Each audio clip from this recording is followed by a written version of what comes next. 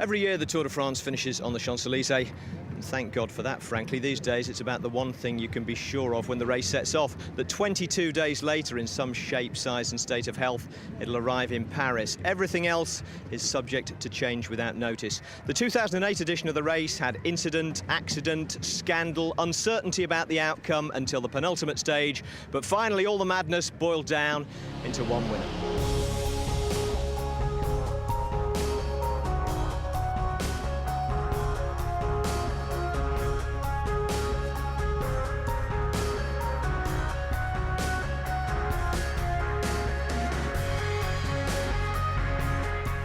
And he's not happy with the gendarme. I would watch that, Cadell.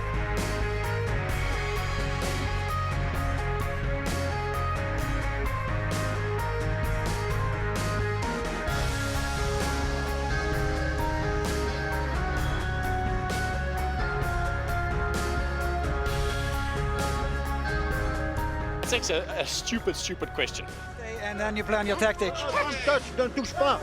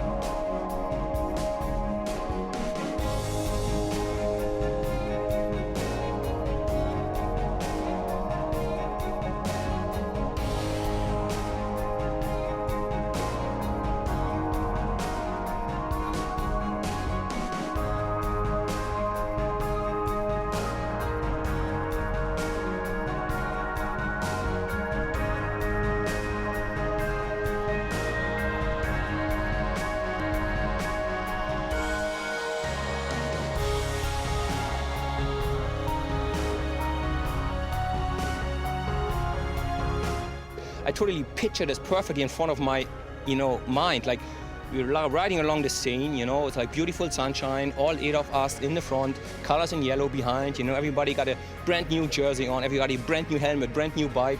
And we're just all riding together in the yellow jersey to Paris and crossing the Champs-Élysées, as a team together in the first position. It's definitely gonna be something I'm gonna tell my grandchildren about.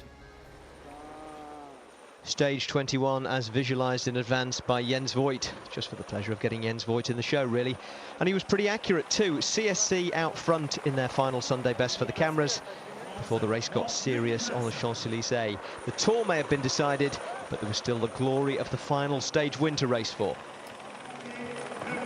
Racing across now to the right turn into the home straight. The field, look at the back of the field, absolutely flying here as they wake their way onto the Champs-Élysées. The field is into the Champs-Élysées, just that one lone figure in white of Arnaud Gérard. He'll be the first to hear the bell, and then he'll be the first to hear the bicycle wheels all around him. There's Christian Van der Velde at the front end of the main field. He's going to finish 5th overall in the Tour de France, and moving a bit further up there with a bandage on his knee, Philippe Gilbert. 4 seconds advantage for Gérard, and there is the bell. 1 lap to go, 6.5 kilometres of the 3,500 we've covered in 3 weeks. The Tour de France is going home this lap, and there he is in the yellow jersey, Carlos Sastre. He was supposed to lose it yesterday in the time trial, but he lived up to the magic of the maillot jaune. This man here, Gérard of Française des Jeux, has got himself about 3 seconds advantage over the front end of the main field. I don't think he's got the power to stay away from them, because there they are, massed all across the front of the main field. Starting to take up the pace-making now is Rabobank, and in the first 4 positions there is Oscar Freire of Spain, but all of the other sprinters now, Phil, must certainly be massy, must certainly be looking to be at the front end of the main field. Well, I guess that answers the question. The sprinter from Spain wants to win the last stage and go out in style in the green points jersey. Becomes the first Spanish rider to win that, don't forget. And there is the catch. They're all swept up under the carpet and into the back of the bus. Now we're heading up towards the last turn at the top in the shadow of the Arc de Triomphe. And this is now, as always, anybody's race, but this is another attack. Philippe Gilbert has gone. Well, Philippe Gilbert has got the big bandage on his knee from an accident a couple of days ago, and this is a hard time to hit them when everybody's right on the rivet. They've just chased down his teammate. This is the toughest part of the circuit now, and he's got himself right over to that smooth part of the road there, right up against the curbstone. He's taking all kinds of risks as he jumps over that little road that goes off into the Latin area of Paris here, and the area not too far away from the Champs-Elysees. Looks over his shoulders. If anybody can pull this one off, Phil, it's Philippe Gilbert. But he's done not it before. going to. No, they're right on him, but he's done it before. I think it's Johan van Someren has got round the corner first. Robbie Hunter's right there. Robbie McEwen is right there. Yes, which team is chasing? Silence Lotto has come to the front to chase for Robbie McEwen. Well, it looks to me as though Philippe Gilbert's had a shave for the start of the race there. We couldn't get much closer, could we? As he drives past our television camera now, and the peloton massing behind. The only chance he's got is that they make a mistake. They hesitate to reform and place their sprinters.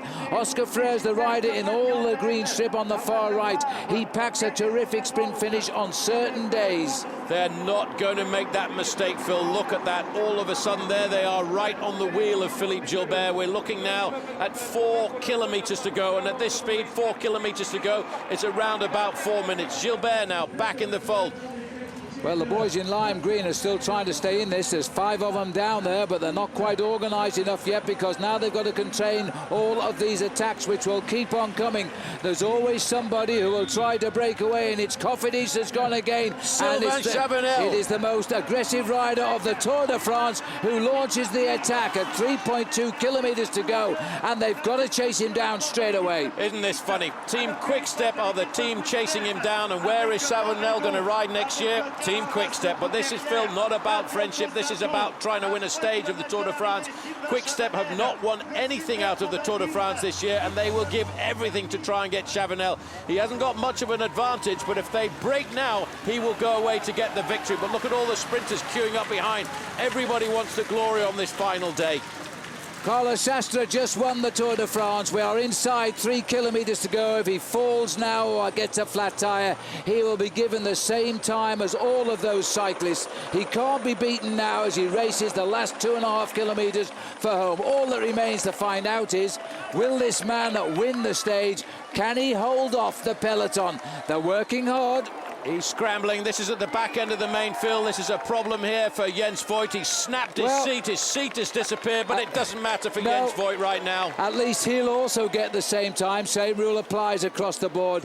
So Jens Voigt, it's not all bad luck, but he can't take part in the finish. Here comes the drive up to Sylvain Chavanel, who finally this year got his stage win in the Tour de France, but it won't be today. Right on the front now is Garmin Chipotle. 5th position is the black and white jersey of the Kiwi national champion Julian Dean. David Miller is up there into 2nd place. Dean goes around there right on the shoulders of Oscar Freire, and in the other darker green shorts there, of course, big Thor Hushovd is looking for the win. And of course, Phil, let's not forget, he's won right here before. Who are we going to see come out of the tunnel first as they race for the last time under that Ferris wheel? Garmin Chipotle it is. At one stage in the opening week for a while, they were the best team in this race. In the black there is Julian Dean. He's about 8 men down. He was going to try and finish this off for Garmin Chipotle, who are bringing all except one of their riders home. And this is a brilliant lead out by David Miller now. Miller's got 1, 2, 3 riders from Quick-Step right onto his wheel there. The 3rd Quick-Step rider is Gert Steegmans. He's better known as the lead-out man for Tom Bonen, but queuing up behind Phil, all of the other sprinters are there. Leonardo Duque is in there in the red shorts for Team Cofidis. Stefan Schumacher's not far away. There is the lead-out line for Thor Hushovd as well in the green.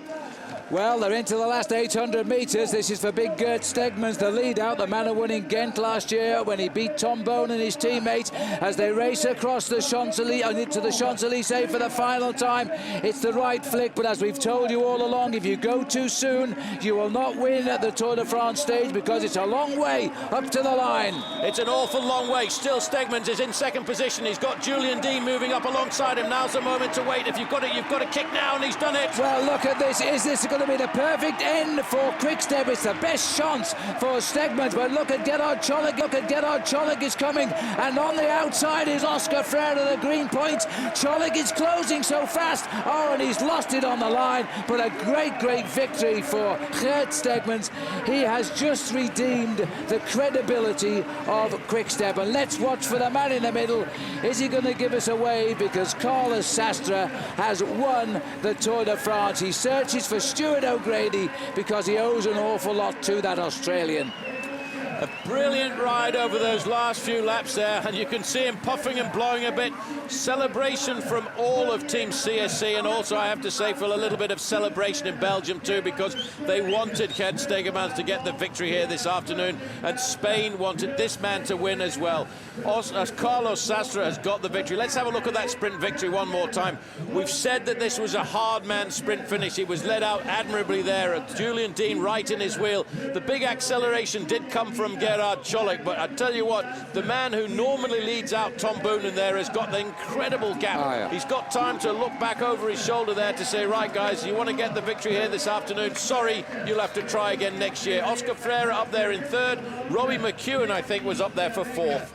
There is the family of Carlos Sastre. He's just telling his children, your dad just won the Tour de France. And soon Carlos Sastre's son had the miniature yellow jersey to prove it. Sastre Senior, the winner of the 2008 Tour, ahead of Cadel Evans, second for the second year. And Bernhard Kohl, not just third, but King of the Mountains too. A great performance from the young Austrian. There are the final standings, slightly changed timings thanks to a fast final stage. Sastre gave away 7 seconds of his lead on the Champs-Élysées for all that it mattered to him, bringing his winning margin in the end over Cadel Evans down to 58 seconds. Bernhard Kohl too closed into a minute 13 in third place. Denis Menchov, who'd lost time on stage 1, finished by losing time on stage 21. He slipped 10 seconds further back in fourth place. CSC took the best young rider title too, thanks to Andy Schleck, who finished 12th overall, 1 place ahead of his closest challenger, Roman Kreuziger. Sylvain Chavanel was the most aggressive rider of the Tour for his various breakaway exploits. David Miller was 68th, riding in service of Christian van der Velde. Chris Froome finished his debut Tour 84th. And Wim van Sevenant held off all challengers for the title of Lanterne Rouge, last man out of the 145 finishers. So Spain's great sporting summer continues. Oscar Freire back the green jersey of the Tour's best sprinter to join Kohl, Schleck and Carlos Sastre on the podium. And after 3 weeks and 3,559 kilometres, the 2008 Tour was in the record books.